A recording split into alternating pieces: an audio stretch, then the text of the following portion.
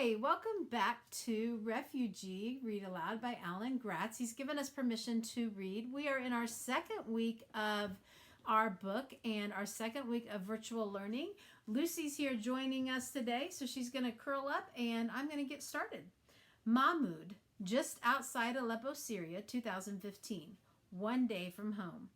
Mahmud's father stopped their Mercedes station wagon for gasoline at a little roadside station north of Aleppo. Walid and Mahmud sat in the car with their mother while she nursed Hana under the blanket. Fatima had put on a black long-sleeved dress and a pink flowery hijab that covered her head and shoulders. She and Yusuf had agreed she should cover up more than she usually did in Aleppo in case they ran into stricter Muslims outside the city. In some places, women were being stoned and killed for not covering up their entire bodies, especially in areas controlled by Daesh, what the rest of the world is calling ISIS. Daesh thought they were fighting the final war of the apocalypse, and anyone who didn't agree with their twisted perversion of Islam were infidels who should have their heads cut off. Mahmud and his family planned to stay as far away from Daesh as possible, but the radical fighters were coming farther and farther into Syria every day. Mahmud looked out the dusty car window as a jet fighter streaked by, high above them, headed for Aleppo. A mural painted on the side of the gas station showed President Assad, his dark hair cut short and a thin mustache underneath his pointy nose. He wore a suit and a tie in front of the Syrian flag. Doves of peace and yellow shining lights surrounded him. A jagged line of real bullet holes bisected Assad's face. Mahmud's father got back into the car. "I've got a route for us," Mom said. She finally had a signal and got Google Maps to open up on her iPhone. Mahmud leaned over to see. "This route crosses a country border," Google Maps told them, making the alert with a little yellow triangle. That's what they wanted, to get out of Syria using the fastest path possible. Dad started the engine, put the car into gear, and they were off. An hour later, they were met on the road by 4 soldiers waving for them to stop. Mahmud froze. The soldiers might be with the Syrian army or with the Syrian rebels. They could even be Daesh, or it was hard to tell anymore. No one knew who was who. Some of those soldiers wore camouflage pants and shirts, but others wore Adidas jerseys and leather jackets and track pants. They all had short black beards like Mahmud's father and wore headscarves of different colors and patterns. But each of them had an automatic rifle, which was really what mattered. "Your hijab," Dad said, "quickly." Mahmud's mother pulled the end of the scarf up over her face so that only her eyes were showing. Mahmud sank to the floor of the old Mercedes station wagon and tried to disappear. In the seat beside him, Walid sat up straight next to his open window, unmoving and unfazed. "Everybody stay calm," Dad said, slowing the car down, "and let me do the talking." One of the soldiers stood in front of the car, his rifle aimed loosely at the windshield, while the others walked around the sides, peering in through the windows. The soldiers were silent, and Mahmud closed his eyes tight, waiting for the shots to come. Sweat ran down his back. "I'm just trying to get my family to safety," Dad told the men. One of the men stopped at the driver's side window and pointed his rifle at Mahmud's father. "Which side do you support?" The question was as dangerous as his gun. The right answer and they lived, the wrong answer and they all died. But what was the right answer? Assad and the Syrian army? The rebels? Daesh? His dad hesitated and Mahmud held his breath. One of the soldiers cocked his rifle. Chaka! It was Walid who spoke up. "We're against whoever is dropping the bombs on us," he said. The soldier laughed and the other soldiers laughed with him. "We're against whoever's dropping the bombs on us too," the soldiers at the window said, "which is usually that dog Assad." Mahmud breathed again with relief. Walid didn't know it, but he had just saved the day. "Where are you going?" the soldier at the window asked. "North," Dad said, "through Azaz." The soldier opened the back door of the car and slid inside, pushing Walid into the back of the station wagon. No, you can't go through Azaz anymore," the soldier said. "The Free Syria Army and Al-Qaeda are fighting there now." The door next to Mahmud opened, and one of the soldiers nudged him up from the floor and into the back with Walid. 2 more soldiers crammed themselves into the back seat, and the last one joined Mahmoud and Walid in the back with their backpacks. He was dusty and smelled like he hadn't had a bath in months, and like the heat of the road radiated off of him and his rifle like a stove. Apparently, they were all coming along for the ride. One of the soldiers in the back seat snatched up Mom's iPhone and looked up the route. Use Apple Maps, another soldier said. No, you idiot. Google Maps is better, said his friend. See here, he told Mahmoud's father, you'll have to go over the Quatma and then north through Castelcito. The rebels and the army and Daesh are all fighting there, he said, pointing to places on the map. Many guns and artillery, and the Kurds hold all the territory there. Russian airstrikes have hit here and here in support of the Alawite pig Assad, and American drones are attacking Daesh here and here. Mahmoud's eyes went wide. Everything the soldier was describing stood between them and Turkey. Go back south, one of the soldiers told Mahmoud's father. You can let us off at Highway 24. Dad turned the car around and drove. The soldier with the iPhone scrolled up the map to see their destination. You're going to Turkey? I went to engineering school there, Mahmoud's father said. You shouldn't be leaving Syria, said one of the soldiers. You should stand up and fight for your country. Fight the tyrant Assad. Between Assad and Daesh and Russia and America, Mahmoud thought there wasn't much of Syria left to fight for. I just want to keep my family safe, Dad said. My family was killed in an airstrike, one of the soldiers said. Maybe when yours is too, you'll take up arms, but by then it will be too late. Mahmoud remembered the horror he'd felt when his apartment building collapsed, and he thought his mom was still inside. The fear he'd felt when they couldn't reach his father. If his parents had died in the airstrike, would he want revenge on their killers? Instead of running away, should Mahmoud and his father join the rebels and fight to win their country back?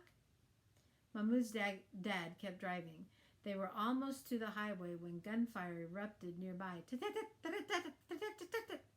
and bullets pinged into the car. Mahmoud screamed and dropped to the floor as broken glass sprayed on him.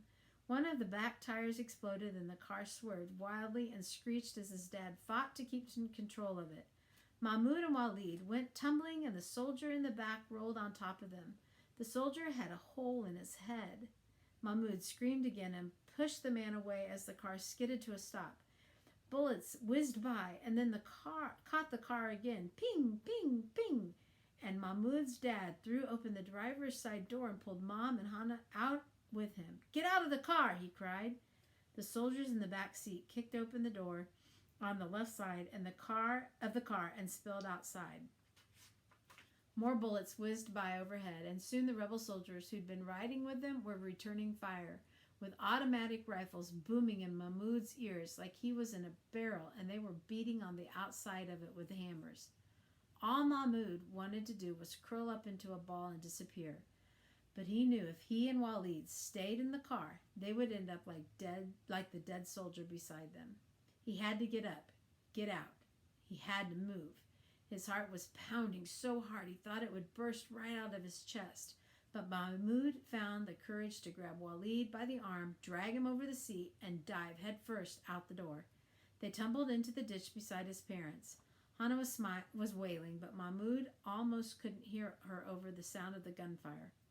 Mahmoud's dad waited for a pause in the gunfire, then scrambled back to the ridge of the car. Yusuf, no! Mom cried. What are you doing? Mahmoud's father dove back into the front seat and yanked the iPhone and the charger cord from the Mercedes, but just as the bullets ripped into the car again. He tumbled and slid back down into the ditch. Had to go back for the phone, he told them. How else am I going to play Angry Birds? He was joking again. Mahmoud knew they need their phones to help them get to Turkey. Without the maps, they'd be completely lost.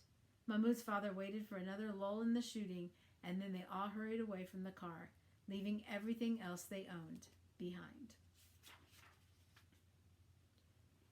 Joseph, somewhere on the Atlantic Ocean, 1939, 8 days from home. Finally, Shabbos arrived. It was the day Joseph would leave his childhood behind and become a man, and he would hardly contain his excitement. The ship's bulletin board announced that the first-class social hall would be converted into a synagogue, a Jewish house of prayer, which meant Joseph might have his bar mitzvah after all. He was careful not to show his eagerness in front of his father, however. What would once have been a happy occasion in the Landau home was now fraught with anxiety, thanks to his father's paranoia. A synagogue on board the ship, Papa said. He shook his head as he paced their little room in his oversized nightclothes. The captain himself has arranged it, Mama said. Ridiculous! Did no one else see the Nazi flag overhead as we came on board? Will you not go to your own son's bar mitzvah then? Joseph's mother and Ruthie were already dressed in their nice Shabbos dress. Joseph wore his very best shirt and tie. Bar mitzvah? There won't be enough men here to form a minyan, Papa said. By tradition, 10 or more Jewish men, a minyan, was needed for a public service. No one who has lived in Germany for the past 6 years would be so foolish as to go to a Jewish service aboard a Nazi ship. Papa ran a hand over his shaved head. No, it's a trap meant to lure us out.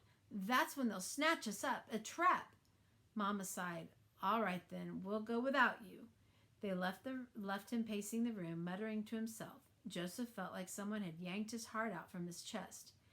In all the times he dreamed of this day, his father had always been there to recite a blessing with him.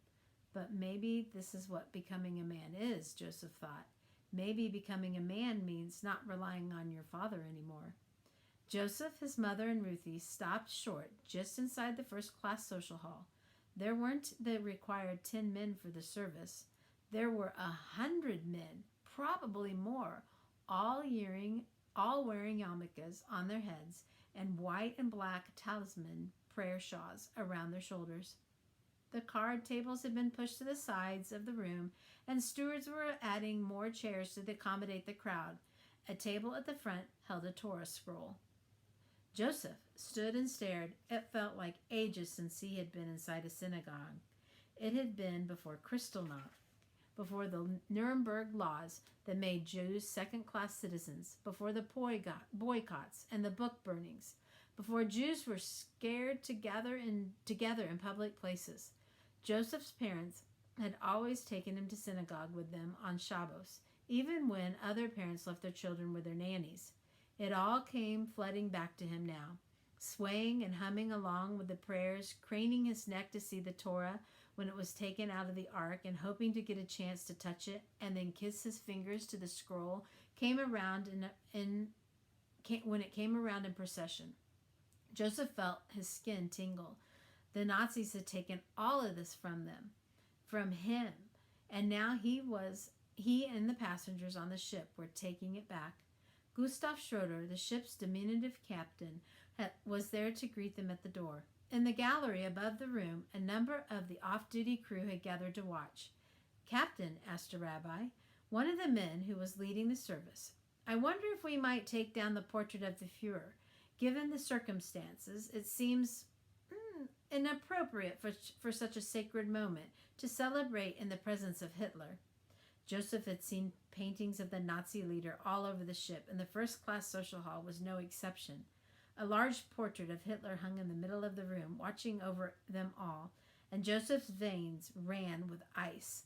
He hated that man. He hated him because of everything he'd done to the Jews, but mostly because of what Hitler had done to his father. Of course, Captain Schroeder said. He quickly called over 2 of the stewards, and soon they had the portrait down and were taking it from the room. In the gallery above, Joseph saw one of the crew slam a fist down in the railing and storm off. Joseph's mother gave him a kiss on the cheek and she and Ruthie went to sit in the section reserved for the women. Joseph took a seat in the section with the men. The rabbi stood in front of the crowd and read from the Hosea. Then it was time for Joseph to recite the blessing he'd been practicing for weeks. There were butterflies in his stomach as he got up in front of such a large audience, and his voice broke as he stumbled through the Hebrew words. But he did it. He found his mother in the crowd, and her eyes were wet with tears. "Today," Joseph said, "I am a man." There were many hands to shake and many congratulations after the ceremony, but it was all a blur to Joseph. He felt like he was walking in a dream. For as long as he could remember, he'd wanted this, to no longer be a child, to be an adult. Joseph's mother and sister left to go back to visit his father in their cabin. Joseph walked the promenade deck by himself, a new man. Renata and Evelyn jumped out from behind a lifeboat and grabbed Joseph by the hand. Without their parents on the ship, they had skipped synagogue to play. "Joseph, come stand guard for us," Renata cried. Before he could protest, the girls dragged him to the women's restroom. He was afraid they were going to pull him inside, but instead they deposited him by the door. "Yell if you see someone coming," Renata said breathlessly. "We're going to latch all the stalls from the inside and crawl out under the door so no one can use the toilets." "No, don't," Joseph tried to tell them, but they were already gone. He stood there awkwardly, not sure if he should stay or go. Soon the sisters ran back outside, hanging on to each other with laughter. A young man staggered past them, clutching her stomach and looking green. Renata and Evelyn got quiet, and Joseph could hear the women desperately rattling the stall doors, looking for a toilet. The women lurched out of the bathroom, looking even more green and desperate, and wobbled away. Renata and Evelyn burst into laughter. Joseph raised himself up. "This isn't funny. Go in there and unlock those doors this very minute." "Just because you had your bar mitzvah doesn't make you an adult," Renata told him, and Evelyn stuck her tongue out at him. "Come on, Evie. Let's do the bathrooms on A deck." The girls tore away, and Joseph huffed. They were right. A bar mitzvah alone didn't make him an adult. Being responsible did, though. He walked on along the promenade, looking for a steward he could tell about the bathroom stalls. He saw two stewards who had stopped to look over the side of at the sea and came up behind him. "Must be doing 16 knots easy," said one of the stewards. "Captain's got the engines maxed out." "Has to," the other said. "Them other two ships is smaller and faster. They get to Cuba first and unload their passengers, and who knows, Cuba might decide she's full up with Jews when we get there and turn us away." Joseph looked out to sea. There wasn't another ship on the horizon as far as he could see. What other ships were they talking about? More ships full of refugees? And why did it matter which one got there first? Hadn't everyone on board already applied and paid for visas? Cuba couldn't turn them away. Could they? One of the stewards shook his head. "There's something they're not telling us, the shipping company. Something they're not telling Schroeder. The captain's in a tight spot, he is. Wouldn't want to be him for all the sugar in Cuba." Joseph backed away. He'd already forgotten about the stalls in the women's bathroom. If he and his family didn't make it to Cuba and they weren't allowed in, where would they go? Isabel, the Straits of Florida, somewhere in North Cuba, 1994. One day from home. Senor Castillo was in charge of the boat. No one had voted or named him captain, but he had built the boat after all, and he was the one at the rudder, steering it, so that made him in charge. He didn't look happy about it, though. He kept frowning at the motor and the rudder like there was something wrong, but besides a quick patch job of stuffing a sock into the bullet hole, everything was good. The lights of Havana were faded to the speck of the horizon behind them, and they had left all the other boats behind. Isabel clung to the wooden bench she sat on, squeezed in between Ivan and her grandfather. Their boat was barely big enough for 7 people, and with Louis and his girlfriend, they were practically sitting on top of each other. "I think it's time we met the other person on board with us," Isabel's grandfather said. Isabel thought he meant Louis's girlfriend, but instead he pushed some of the sacks of food and jugs of water out of the way and pointed to the bottom of the boat. Staring back up at them was a huge face of Fidel Castro. Luis's girlfriend gasped and then suddenly exploded with laughter. Soon all of them were laughing with her, and Isabel laughed so hard her stomach hurt. Even grumpy Senor Castillo chuckled. "I needed something big and thick at the bottom of the boat," he said, and seeing as there were so many signs around of El Presidente's head on them, well, it was true. Castro's face was everywhere in Cuba, on billboards, on taxis, in picture frames, on schoolroom walls, painted on the sides of buildings. Underneath the painting were the words, "Fight against the impossible and win." "Well, Fidel is thick-headed," Luis said. Isabel put her hands to her mouth, but couldn't help laughing again with everyone else. You weren't allowed to say things like that in Cuba, but they weren't in Cuba anymore, were they? "Do you know what the greatest achievements of the Cuban Revolution are?" Isabel's father asked. "Education, public health, and sports," they all said together. It was a constant refrain in Castro's lengthy speeches. "And do you know what the greatest failures are?" he asked. "Breakfast, lunch, and dinner," the adults answered, back as they had heard this about as many times as that before. Isabel smiled. That prompted someone to speak out, "Food and drinks, even though it was late." I'm sorry. Let's try that one again. That prompted someone to break out, "Food and drinks, even though it was late." Isabel sipped from a bottle of soda. "How long will it take to get to Florida?" she asked. Senor Castillo shrugged. "By tomorrow night, maybe, well, tomorrow morning, we'll have the sun to guide us. That will help." "All that matters now is we get away from Cuba as fast as we can," said Luis's girlfriend. "And what is your name, pretty one?" Lito asked her. "Amara," she said. She was very pretty, even in her blue police uniform. She had flawless olive skin, long black hair, and full red lips. No, Lito said. He fanned his face. Your name must be Summer, because you're making me sweat." The girl smiled, but Isabel's mother slapped Lito on the leg. "Papa, stop that. You're old enough to be her grandfather." Lito just took that as a challenge. He put his hands over his heart. "I wish I was your favorite song," he told Amara, "so I could be on your lips forever. If your eyes were the sea, I would drown in them." Lito was giving her piropos, the flirtatious compliments Cuban men said to women on the street. Not everyone did it anymore, but to Lito it was like an art form, and Mara laughed and Luis smiled. "Maybe we shouldn't talk about drowning," Papi said, clutching to the side of the boat as they chopped into the wave. "What do you think the States will be like?" Isabel's mother asked everyone. Isabel had to stop and think about that.